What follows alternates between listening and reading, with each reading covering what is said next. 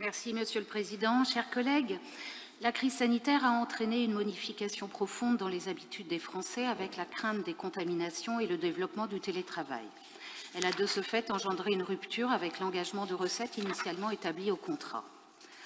Tel est le diagnostic que vous faites à l'article 4 du projet d'avenant au contrat avec notre concessionnaire du service public de mobilité durable, RD Brest, autrement dit Bibus, que vous nous soumettez dans ce rapport.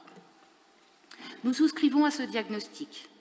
Nous notons qu'enfin vous intégrez les changements de comportement en matière de déplacement avec une référence explicite à l'impact durable du télétravail. Vous vous souvenez qu'au moment des réflexions préalables à l'évolution du réseau des transports en commun, nous vous avions recommandé de vous référer aux dernières données sur les déplacements dans le pays de Brest, car les comportements avaient déjà changé entre 2008 et 2018. Vous n'aviez pas voulu attendre. Nous avions aussi proposé que notre métropole joue un rôle actif pour stimuler et coordonner les plans de déplacement des grands employeurs qui sont aussi de nature à avoir un impact important sur les besoins de déplacement avec le télétravail, le covoiturage, les modes actifs, la gestion du temps de la ville. Vous avez tardivement réactivé le club des employeurs, mais sans en avoir tiré de conséquences en termes d'investissement. C'est dire si la conception même de l'évolution du réseau est déjà décalée. Avec le nouveau concessionnaire, les mécanismes de contribution de la collectivité aux charges du service ont été modifiés.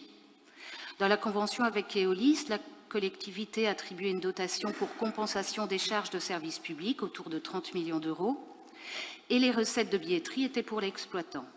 Avec RATP-Dev, la collectivité attribue un forfait de charges à l'exploitant et un objectif de recettes est convenu.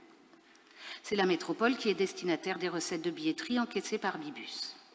Et un mécanisme de partage permet d'intéresser l'exploitant à une gestion commerciale dynamique.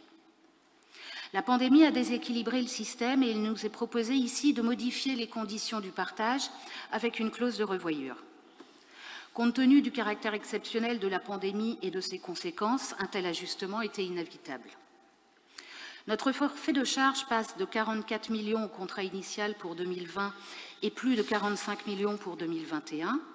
Et 2022 voit une baisse des recettes de près de 5 millions cumulés en objectif pour ces 2 années, pour 2021 et 2022. Donc vous nous proposez d'entériner une charge supplémentaire d'environ 8 millions d'euros.